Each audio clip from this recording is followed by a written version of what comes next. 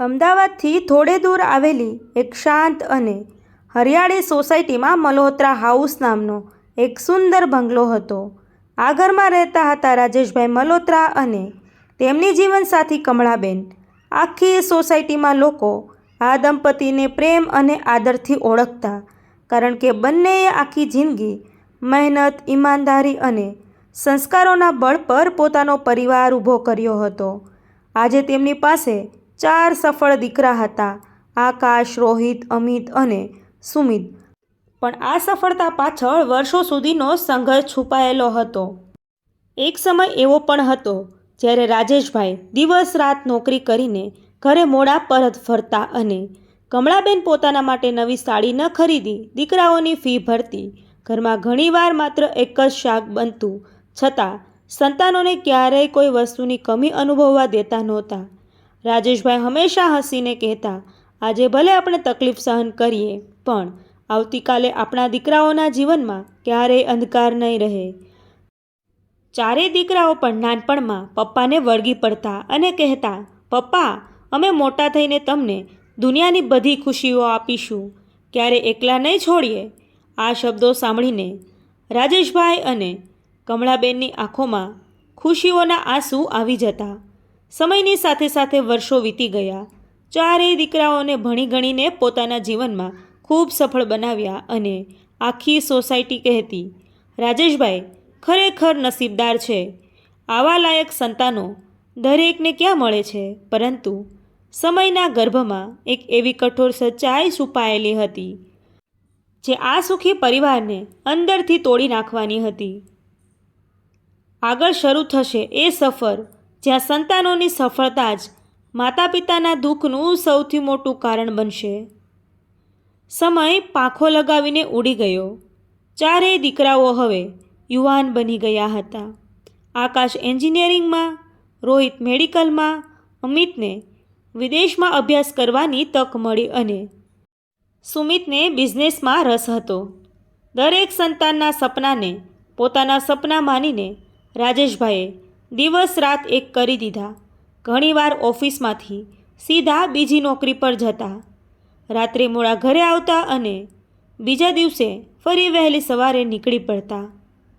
કમળાબેન પણ ઘરના ખર્ચમાં બચત કરવા માટે પોતાના દાગીના એક પછી એક વેચી નાખતા, પરંતુ ક્યારેય દીકરાઓને એ વાતનો અહેસાસ થવા દીધો નહીં.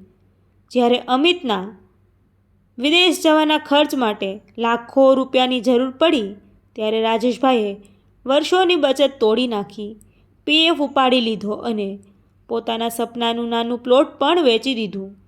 કમળાબેને પૂછ્યું, આપણે ગઢપણમાં શું કરીશું? ત્યારે રાજેશભાઈએ હસીને બોલ્યા, આપણા દીકરાઓ જ આપણું ઘર છે. હવે આપણને બીજી કોઈ મિલકતની જરૂર નથી. વર્ષો પછી ચારેય દીકરાઓ પોતાના ક્ષેત્રમાં ખૂબ સફળ બન્યા. મોટા બંગલા, મોંઘી ગાડીઓ અને સમાજમાં મોટું નામ મળ્યું.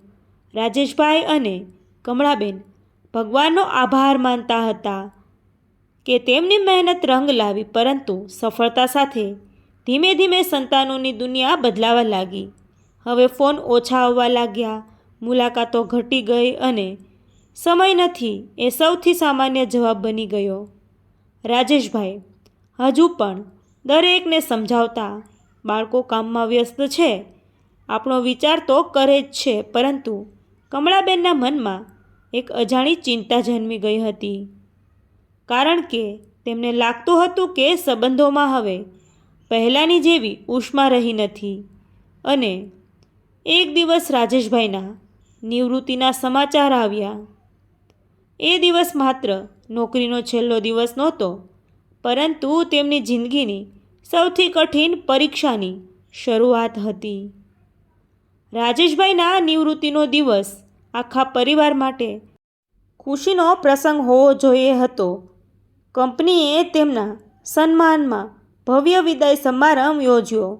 વર્ષોની નિષ્ઠા અને મહેનત બદલ તેમની શાલ ઓઢાડી સન્માનિત કરવામાં આવ્યા. સહકર્મચારીઓએ કહ્યું, રાજેશભાઈ જેવા ઈમાનદાર માણસ ભાગ્યે જ જોવા મળે છે. રાજેશભાઈની આંખોમાં ખુશીના આંસુ આવી ગયા. ઘરે પરત ફરતા રસ્તામાં તેમણે કમળાબેન માટે તેમની મનપસંદ સાડી ખરીદી અને મીઠાઈ પણ લીધી. ઘરે પહોંચતા જ ચારેય દીકરાઓ અને વહુએ તેમનું સ્વાગત તો કર્યું, પરંતુ તેમના ચહેરા પર પહેલાંના જેવી આત્મીયતા દેખાતી નહોતી. જમ્યા પછી રાજેશભાઈએ હસતા કહ્યું, હવે આખો સમય તમારા બધાની સાથે પસાર કરીશ. પૌત્ર પૌત્રીઓને વાર્તાઓ સંભળાવીશ અને કમળા સાથે શાંતિથી જીવન જીવીશ.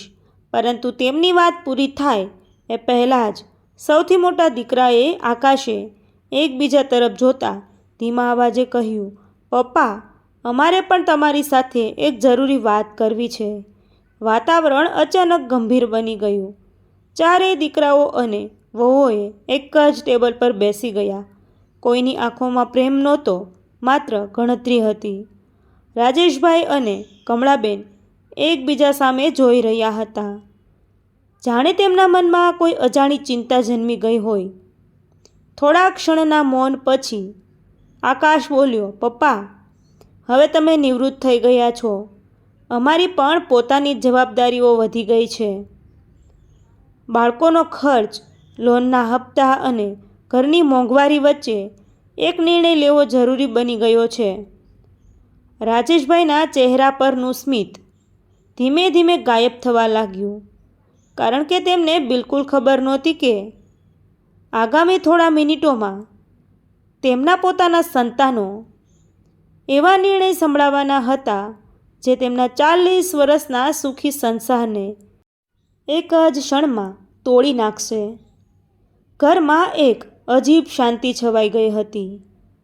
રાજેશભાઈ અને કમળાબેન ચારેય દીકરાઓના ચહેરા વાંચવાનો પ્રયાસ કરી રહ્યા હતા, પરંતુ આજે ચહેરાઓ પર પ્રેમ નહીં, માત્ર સ્વાર્થ દેખાતો હતો. સૌથી મોટા દીકરા આકાશે ગળો સાફ કરીને કહ્યું, પપ્પા, અમારી વાતને ખોટી રીતે ન લેતા, પણ હવે પરિસ્થિતિ બદલાઈ ગઈ છે. બાળકો મોટા થઈ રહ્યા છે, ઘરમાં જગ્યા ઓછી છે, ઓફિસનું ટેન્શન અલગ છે અને રોજિંદા ખર્ચ પણ વધી ગયા છે. તેથી અમે ચારેય ભાઈઓએ મળીને એક નિર્ણય કર્યો છે. રાજેશભાઈ ધીમા અવાજે બોલ્યા. કયો નિર્ણય બેટા? આકાશ થોડો અટક્યો, પછી કહ્યું, અમે તમને બંનેને એક સાથે રાખી શકીએ તેમ નથી. એટલે મમ્મી મારા ઘરે રહેશે અને તમે રોહિતના ઘરે. પછી થોડા મહિના બાદ બદલતા રહીશું. આ શબ્દો સાંભળતા જ કમળાબેનના હાથમાંથી પાણીનો ગ્લાસ નીચે પડી ગયો. તેમની આંખોમાંથી આંસુની ધાર વહેવા લાગી. તેઓ કંપતા અવાજે બોલ્યા, બેટા, અમે છેલ્લા 40 વર્ષથી એકબીજાનો શ્વાસ બનીને જીવ્યા છીએ. અમને પૈસા નથી જોઈએ, સુખ સગવડ નથી જોઈતી, બસ અમને અલગ ન કરો. રાજેશભાઈ પણ પહેલીવાર નિશબ્દ થઈ ગયા. તેમણે આખી જિંદગી પરિવારને એક રાખવા માટે પોતાનું સર્વસ્વ અર્પણ કર્યું હતું. આજે એ જ પરિવાર તેમને 2 ભાગમાં વેચી રહ્યો હતો. પરંતુ દીકરાઓ અને વહુઓના મન પણ લાગણીઓ કરતાં સ્વાર્થનું પળ વધુ ભારે હતું. કોઈએ તેમની વિનંતી સાંભળી નહીં. એ રાત્રે રાજેશભાઈ અને કમળાબેન એક જ રૂમમાં બેઠા આખી રાત રડતા રહ્યા. બંનેને ખબર હતી કે આવતી સવાર તેમની જિંદગીની સૌથી દુઃખદ સવાર બનવાની હતી, કારણ કે સવાર પડતા જ તેઓ એકબીજાથી અલગ થઈ જવાના હતા. બીજા દિવસે સવાર પડી, પણ આજે મલ્હોત્રા હાઉસમાં સૂર્યનો પ્રકાશ પણ જાણે ઉદાસ લાગી રહ્યો હતો. કમળાબેન પોતાના કબાટ સામે ઊભા રહી ધીમે ધીમે કપડાં ગોઠવી રહ્યા હતા, જ્યારે રાજેશભાઈ પોતાના જૂના ચશ્મા, દવાઓ અને વર્ષોથી સાચવી રાખેલી ડાયરી બેગમાં મૂકી રહ્યા હતા. બંનેની નજર વારંવાર એકબીજા પર જતી હતી, પણ શબ્દો ગળામાં જ અટકી જતા હતા. આખરે કમળાબેને રાજેશભાઈનો હાથ પકડીને રડતા રડતા કહ્યું, રાજેશ, લગ્નના દિવસે 7 ફેરા ફરતી વખતે ભગવાને એક જ પ્રાર્થના કરી હતી કે જીવીએ તો સાથે અને મરીએ તો પણ સાથે. પણ ક્યારેય વિચાર્યું નહોતું કે જીવતા જ આપણને અલગ કરી દેવામાં આવશે. રાજેશભાઈએ કંપતા સાથે કમળાબેનના આંસુ લૂછ્યા અને ભારે હૈયે બોલ્યા, રડ નહીં કમળા, કદાચ આપણા નસીબમાં આ જ લખાયું હશે. એ જ સમયે બહારથી આકાશનો અવાજ આવ્યો, મમ્મી મોડું થાય છે, ચાલો. રોહિત પણ અંદર આવ્યો અને બોલ્યો, પપ્પા ગાડી તૈયાર છે. બંનેએ છેલ્લી વખત પોતાના ઘરને નજરભર જોયું. દિવાલ પર ટાંગેલા પરિવારના ફોટા, મંદિરનો દીવો, બગીચાના ફૂલો અને વર્ષોની યાદો જાણે તેમને રોકવા વિનંતી કરી રહ્યા હતા. કમળાબેને ઘરની ચોખટને સ્પર્શીને આંખે લગાવી, જ્યારે રાજેશભાઈએ કંપતા અવાજે કહ્યું, આ ઘર અમે ઈંટોથી નહીં પ્રેમથી બનાવ્યું હતું. આજે એ જ પ્રેમ ક્યાં ખોવાઈ ગયો? બંને એકબીજાને ભેટીને ચોધારા રડી પડ્યા. પરંતુ સંતાનો માટે આ માત્ર થોડા મિનિટોનો વિદાયનો પ્રસંગ હતો. આકાશ કમળાબેનને પોતાના કારમાં લઈ ગયો અને રોહિત રાજેશભાઈને બીજી દિશામાં લઈ નીકળ્યો. ગાડીઓ બે અલગ રસ્તા પર આગળ વધી રહી હતી, પરંતુ એ રસ્તાઓએ માત્ર બે વૃદ્ધોને નહીં, 40 વર્ષથી એક થયેલા બે દિલોને પણ અલગ કરી દીધા હતા.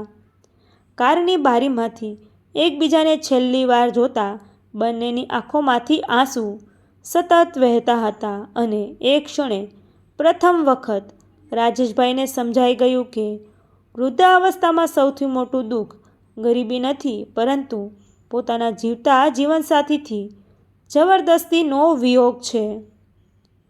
કમળાબેન હવે આકાશના ઘરમાં રહેતા હતા, પરંતુ એ ઘર તેમને પોતાનું લાગતું જ નહોતું.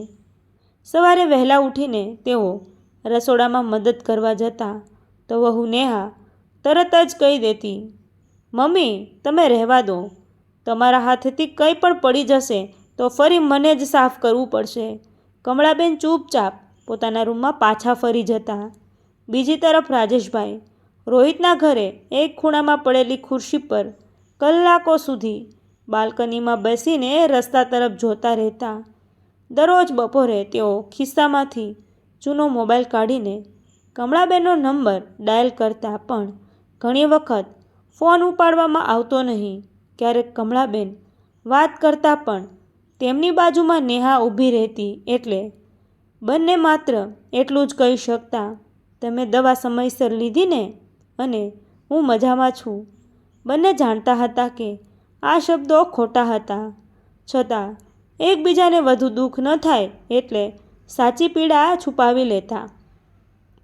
એક સાંજે રાજેશભાઈએ રોહિતને ધીમા અવાજે કહ્યું, બેટા ઘણા દિવસથી કમળાને મળ્યો નથી, થોડા સમય માટે તેને મળી આવું. રોહિતે કંઈ જવાબ આપ્યો નહીં, પરંતુ પ્રિયાએ તરત જ કહ્યું, પપ્પા લોકો શું કહેશે? રોજ રોજ ત્યાં જશો તો બધાને લાગશે કે અમારા ઘરમાં તમારું ધ્યાન રાખતા નથી. રાજેશભાઈ ચૂપ થઈ ગયા. એ રાત્રે તેમણે પોતાની જૂની ડાયરી ખોલી અને પ્રથમ વખત એક વાક્ય લખ્યું, જે સંતાનોને આખી જિંદગી સાથે રાખવા માટે સંઘર્ષ કર્યો. આજે એ જ સંતાનો અમને એકબીજાને મળવા માટે પણ મજબૂર કરી રહ્યા છે. ડાયરી પર પડેલા તેમના આંસુઓની શાય હજુ પણ સુકાઈ પણ નહોતી કે બીજા જ દિવસે રાજેશભાઈએ મનમાં એક નિર્ણય કરી લીધો. ભલે કોઈને ન ગમે, પણ તેઓ કમળાબેનને મળવા જરૂર જશે અને એ નિર્ણય તેમની જિંદગીમાં એક નવા તોફાનની શરૂઆત બનવાનો હતો. બીજા દિવસે સવારે રાજેશભાઈ કોઈને કહ્યા વગર ધીમે ધીમે ઘરેથી નીકળી પડ્યા. કંપતા પગે તેઓ બસ સ્ટોપ સુધી ચાલ્યા અને પછી આકાશના ઘરની સામે આવીને થોડીવાર ઊભા રહ્યા. હૃદય જોરથી ધબકી રહ્યું હતું. તેમણે દરવાજાની બેલ વગાડી. થોડા સમય પછી કમળાબેને દરવાજો ખોલ્યો. સામે રાજેશભાઈને જોઈને તેમની આંખો પહોળી થઈ ગઈ.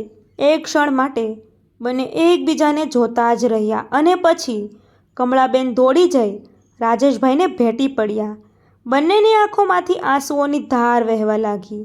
કમળાબેન રડતા બોલ્યા, રાજેશ તમારા વગર એક દિવસ એક વર્ષ જેવો લાગે છે. કોઈ સાથે મનની વાત પણ નથી કરી શકતી. રાજેશભાઈએ તેમનો હાથ પકડીને કહ્યું, કમળા હું પણ દરરોજ તને યાદ કરીને જીવતો રહ્યો છું. આ ઉંમરે આપણે એકબીજાનો સહારો બનવાના હતા, પણ પોતાના જ સંતાનોએ આપણને અજાણ્યા બનાવી દીધા. બંને સોફા પર બેસીને જૂના દિવસોની વાતો કરી રહ્યા હતા. એટલામાં આકાશ અને નેહા ઘરે આવી ગયા. રાજેશભાઈને જોઈને નેહાના ચહેરાનો રંગ બદલાઈ ગયો. તે ગુસ્સામાં બોલી ઉઠ્યા, પપ્પા, તમે અહીં પૂછ્યા વગર કેમ આવી ગયા? પડોશીઓ શું વિચારશે? લોકો એમ નહીં કહે કે અમે તમારું ધ્યાન રાખતા નથી? કૃપા કરીને હવે અહીંથી આવવાનું ટાળો. આકાશ પણ ચૂપ રહ્યો. તેણે પોતાની પત્નીને એક શબ્દ પણ રોકી નહીં. આ શબ્દો સાંભળીને રાજેશભાઈનું હૃદય તૂટી ગયું. તેમણે કમળાબેન તરફ છેલ્લી વાર જોયું, આંખોના આંસુ લૂછ્યા અને ધીમા અવાજે કહ્યું, કમળા, લાગે છે હવે આપણું મળવું પણ કોઈને પસંદ નથી. કમળાબેન કંઈ બોલી શક્યા નહીં, માત્ર દરવાજા પાસે ઊભા રહી રાજેશભાઈને દૂર જતા જોતા રહ્યા. પરંતુ રાજેશભાઈને ખબર નહોતી કે આ અપમાન તેમના મનમાં એવો ઘા મૂકી જશે, જેના પછી તેઓ એક એવો નિર્ણય લેશે જે આખા પરિવારનું જીવન હંમેશા માટે બદલી નાખશે. રાજેશભાઈ ભારે મનથી રોહિતના ઘરે પાછા ફર્યા, પરંતુ આજે તેમના પગમાં પહેલી જેવી તાકાત નહોતી. આખો રસ્તો તેઓ માત્ર એક જ વાત વિચારતા રહ્યા, શું ખરેખર હવે હું મારી જ પત્નીને મળવાનો પણ હકદાર નથી રહ્યો?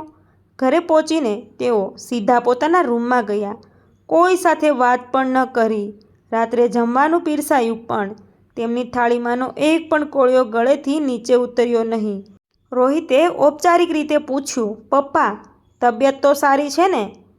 રાજેશભાઈએ માત્ર માથું હલાવી દીધું. એ જ સમયે તેમની નજર સામે વર્ષો જૂનું એક દ્રશ્ય તરવરી ઉઠ્યું.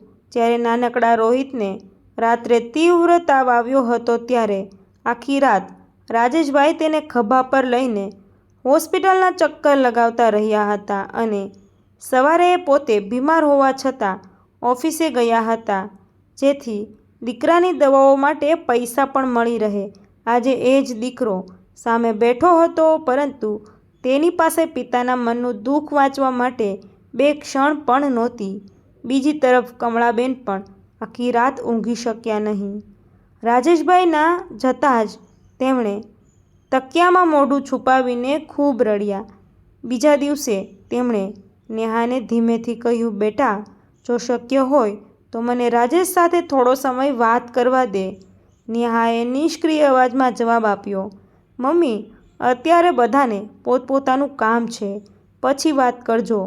કમળાબેન સમજી ગયા કે હવે તેમની ઈચ્છાઓનું કોઈ મૂલ્ય નથી રહ્યું. એ જ સાંજે રાજેશભાઈએ પોતાની જૂની ડાયરી ફરી ખોલી અને લખ્યું, જે સંતાનો માટે આખી જિંદગી જીવ્યો, આજે તેમની જિંદગીમાં હું મહેમાન પણ નથી રહ્યો. કદાચ હવે સમય આવી ગયો છે કે હું મારા આત્મસન્માન માટે કોઈ મોટો નિર્ણય લઉં. એ લખીને તેમણે ડાયરી બંધ કરી.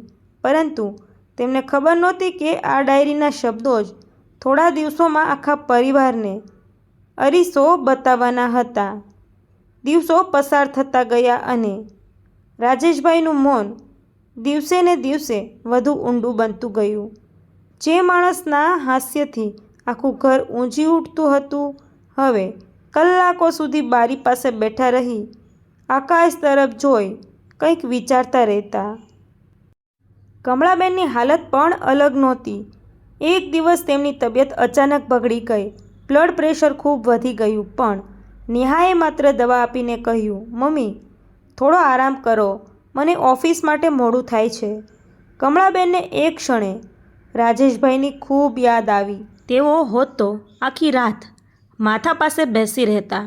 બીજી તરફ રાજેશભાઈને જ્યારે ફોન પર ખબર પડી કે કમળાબેન બીમાર છે, ત્યારે તેમણે તરત જ રોહિતને કહ્યું, બેટા, મને કમળાને જોવા લઈ જા ચાલ.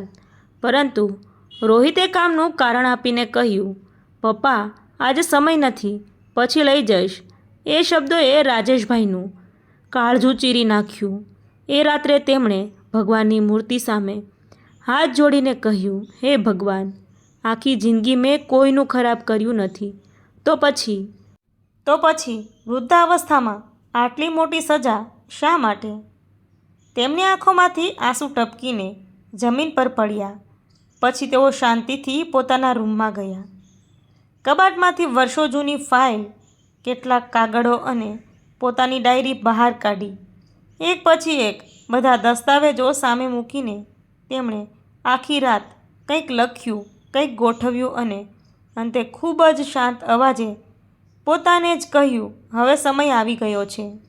જે નિર્ણય હું લેવા જઈ રહ્યો છું એ પછી કદાચ મારા સંતાનોને સમજાશે કે મા બાપની કિંમત શું હોય. એ જ સમયે બહાર દિવાળીની તૈયારીઓ શરૂ થઈ રહી હતી, પરંતુ કોઈને ખબર નહોતી કે આ દિવાળી તેમના પરિવારની સૌથી યાદગાર અને સૌથી દુઃખદ દિવાળી બનવાની હતી. દિવાળીને હવે માત્ર 2 દિવસ બાકી હતા. આખું શહેર રંગોળી, દીવડા અને લાઇટોથી ઝગમગી રહ્યું હતું, પરંતુ રાજેશભાઈ અને કમળાબેનના જીવનમાં અંધકાર સિવાય કંઈ જ નહોતું. ચારેય દીકરાઓ પોતાના ઘરમાં પાર્ટીની તૈયારીઓમાં વ્યસ્ત હતા. મોંઘા કપડાં, મીઠાઈઓ અને મહેમાનોની યાદી તૈયાર થઈ રહી હતી, પરંતુ કોઈએ એકવાર પણ પૂછ્યું નહીં કે મમ્મી પપ્પા ખુશ છે કે નહીં. રાજેશભાઈએ પોતાની ડાયરીનું છેલ્લું પાનું ખોલ્યું અને લખ્યું, જે ઘરને સ્વર્ગ બનાવવા માટે આખી જિંદગી મહેનત કરી, આજે એ જ ઘરમાં હું અજાણ્યો બની ગયો છું. મારી સૌથી મોટી ભૂલ એ હતી કે મેં સંતાનોને સફળ બનતા શીખવ્યા, પરંતુ સંબંધોની કિંમત સમજાવી શક્યો નહીં. બીજી તરફ કમળાબેન પોતાના રૂમમાં જૂનો ફોટો આલ્બમ જોઈ રહ્યા હતા. એક ફોટો હાથમાં લઈને તેઓ ધીમેથી બોલ્યા, રાજેશ, યાદ છે આ દિવાળીએ ચારેય દીકરાઓ નાના હતા, આખું ઘર હાસ્યથી ભરાઈ ગયું હતું. તેમની આંખોમાંથી આંસુ ટપકી પડ્યા.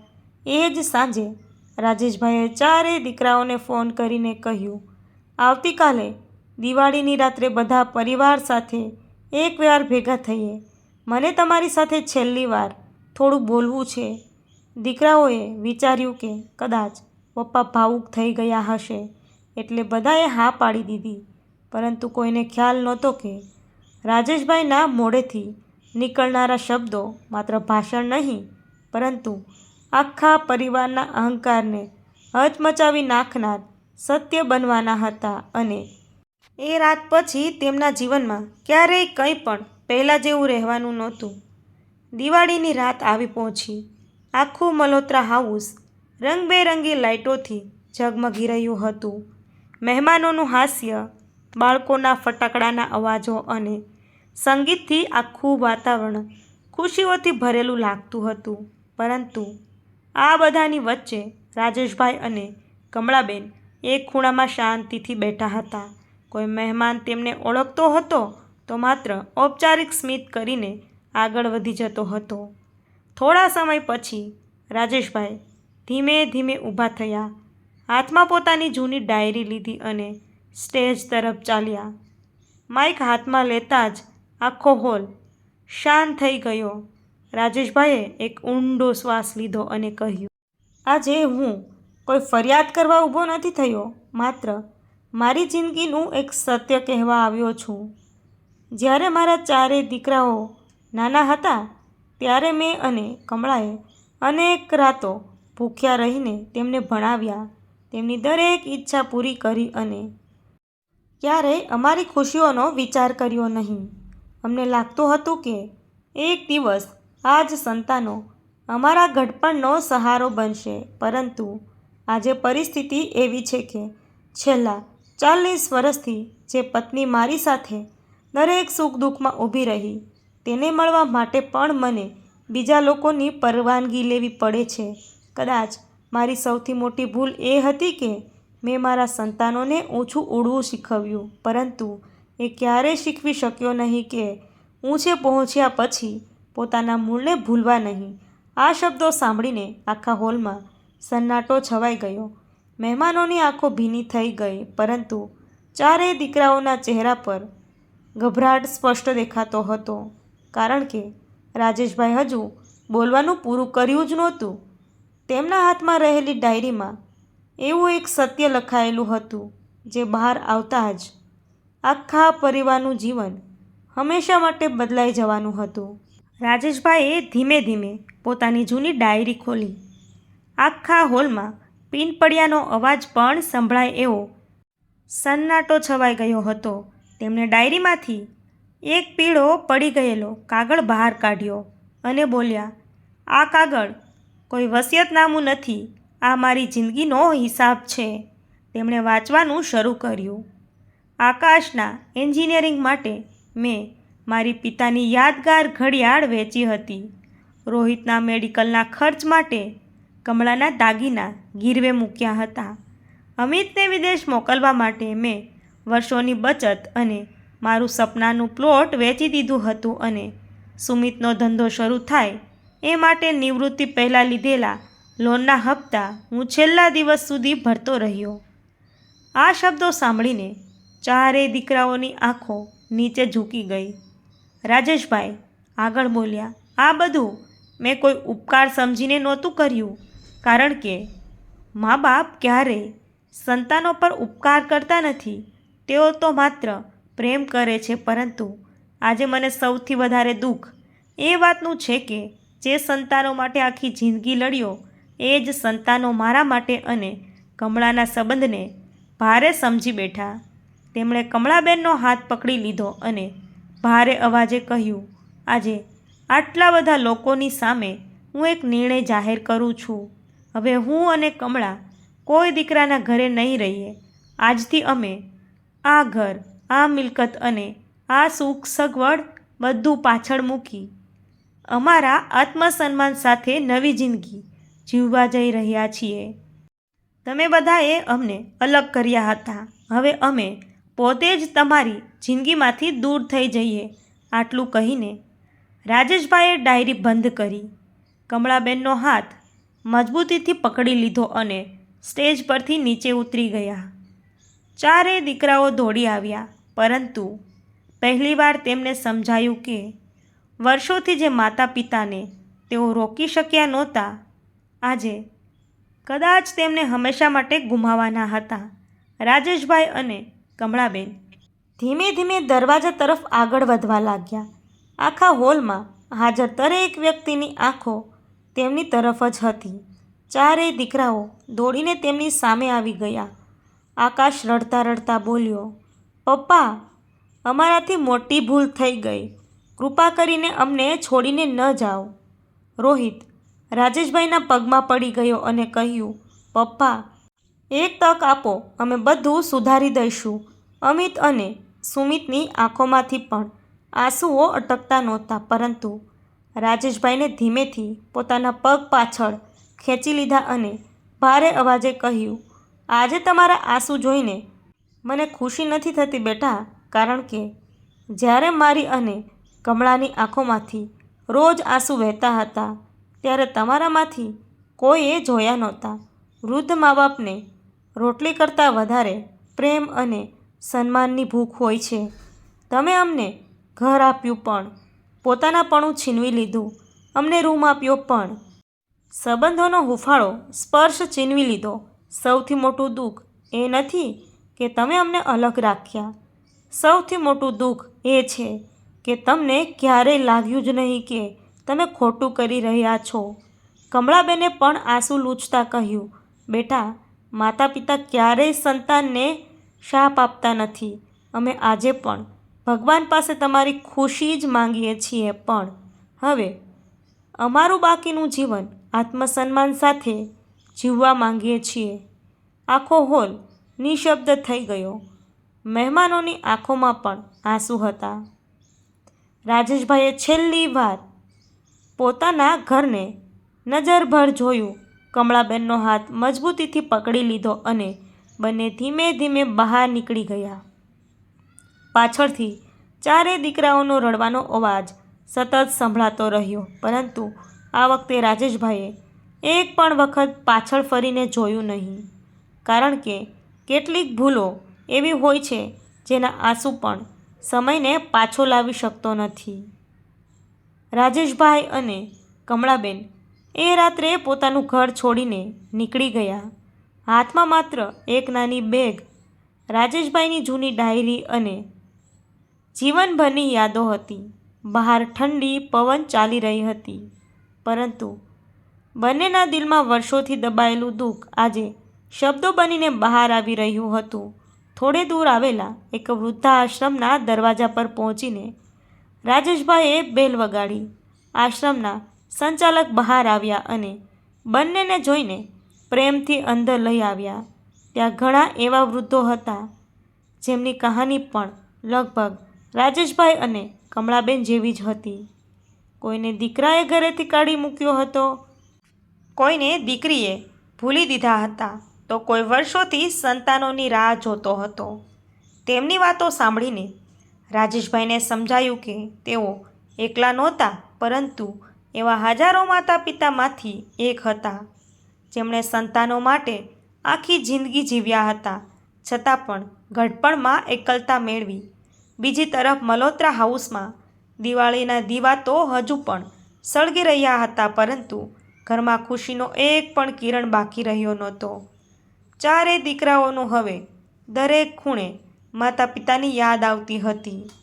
ડાઇનિંગ ટેબલ પર ખાલી પડેલી બે ખુરશીઓ, બગીચામાં સુકાતા ફૂલો અને મંદિરનો અધૂરો દીવો તેમને દરરોજ તેમની ભૂલ યાદ અપાવતો હતો. આકાશે આખા શહેરમાં શોધ શરૂ કરી, રોહિતે હોસ્પિટલમાં તપાસ શરૂ કરી, અમિતે પોતાના ઓળખીતાઓને ફોન કર્યો અને સુમિતે પોલીસ સુધી પણ પહોંચ્યો, પરંતુ રાજેશભાઈ અને કમળાબેનનો કોઈ પત્તો મળ્યો નહીં.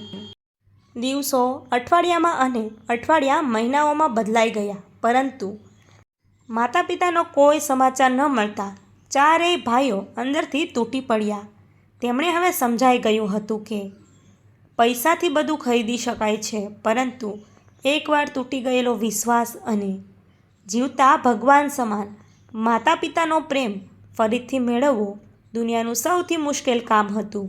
અને એ જ સમયે એક દિવસ રાજેશભાઈની ડાયરીનું છેલ્લું પાનું આકાશના હાથમાં આવ્યું, જેમાં લખેલા થોડાક શબ્દોએ ચારેય ભાઈઓના જીવનને ફરી એકવાર હચમચાવી નાખવાનું હતું. આકાશે ધ્રુજતા હાથે રાજેશભાઈની ડાયરીનું છેલ્લું પાનું ખોલ્યું. કાગળ પર આંસુઓના ડાઘ હજુ પણ દેખાઈ રહ્યા હતા. તેમાં લખેલું હતું, પ્રિય દીકરાઓ, જો આ પાનું તમે વાંચી રહ્યા હો તો સમજી લેવું કે અમે તમને છોડીને નથી ગયા. અમે તો માત્ર તમારો ભાર બનવાનું બંધ કર્યું છે. માતા પિતા સંતાનો પાસેથી ક્યારેય પૈસા કે વૈભવ માંગતા નથી. તેમને માત્ર બે પ્રેમભરા શબ્દો, થોડો સમય અને થોડું સન્માન જોઈએ છે. અમે તમને દિલથી માફ કરી દીધા છે, કારણ કે માતા પિતાનું હૃદય ક્યારેય સંતાન માટે નફરત રાખતું નથી. પરંતુ એક વાત જીવનભર યાદ રાખજો, જ્યારે તમારા વાળ પણ સફેદ થશે અને તમને પણ સહારાની જરૂર પડશે, ત્યારે તમારા સંતાનો સાથે એવો વ્યવહાર કરજો જેવો વ્યવહાર તમે તમારી સાથે ઈચ્છો છો. આ શબ્દો વાંચતા જ ચારેય દીકરાઓ ધ્રુજકે રડી પડ્યા. બીજા જ દિવસે તેઓ વૃદ્ધાશ્રમ પહોંચ્યા. ત્યાં રાજેશભાઈ અને કમળાબેન અન્ય વૃદ્ધો સાથે હસતા વાતો કરતા બેઠા હતા. ચારેય દીકરાઓ દોડી જઈ તેમના પગમાં પડી ગયા અને રડતા રડતા બોલ્યા, પપ્પા, મમ્મી, અમને માફ કરી દો. અમે તમારી કિંમત ત્યારે સમજી જ્યારે તમે અમારી પાસેથી દૂર થઈ ગયા. રાજેશભાઈએ ધીમેથી ચારેયને ઊભા કર્યા, ગળે લગાવ્યા અને કહ્યું, ભૂલ કરવી માનવીનો સ્વભાવ છે, પણ પોતાની ભૂલ સ્વીકારીને બદલાઈ જવું એ સૌથી મોટો ગુણ છે. કમળાબેન પણ આંસુ લૂછતા પોતાના ચારેય દીકરાઓને સાથી સરસા ચાપી લીધા. એ દિવસે કોઈ જીત્યું નહોતું અને કોઈ હાર્યું પણ નહોતું. જીત્યો હતો માત્ર પ્રેમ, સંબંધ અને પરિવાર. થોડા દિવસો પછી આખો પરિવાર ફરી એક જ છત નીચે રહેવા લાગ્યો. હવે ઘરમાં કોઈ અલગ રૂમ નહોતી, કોઈ વહેંચણી નહોતી અને કોઈ સ્વાર્થ નહોતો. દર સવાર રાજેશભાઈ પોતાના બગીચાના ફૂલોને પાણી પાતા અને પૌત્ર પૌત્રીઓ સાથે રમતા એક સાંજે તેમણે કમળાબેનને હસીને કહ્યું, જુઓ કમળા, બગીચો ફરી ખીલી ઉઠ્યો છે, કારણ કે હવે આ બગીચામાં પ્રેમનું પાણી ફરીથી વહેવા લાગ્યું છે. અને આ સાથે તેમની ડાયરીનું છેલ્લું વાક્ય આખા પરિવારના જીવનનો નિયમ બની ગયું. સંતાનોની સૌથી મોટી સફળતા તેમની કમાણીમાં નહીં, પરંતુ તેમના માતા પિતાના ચહેરા પરના સ્મિતમાં છુપાયેલી હોય છે. તો મિત્રો, આવી જ હૃદયસ્પર્શી અને રડાવી દે તેવી સત્ય ઘટના આધારિત વાર્તાઓ અને કહાનીઓ સાંભળવા માટે મારી ચેનલમાં બન્યા રહેજો. જો મિત્રો વિડીયો પસંદ આવ્યો હોય તો વિડીયોને લાઇક કરી ચેનલને સબસ્ક્રાઈબ કરવાનું ભૂલશો નહીં મિત્રો. ધન્યવાદ.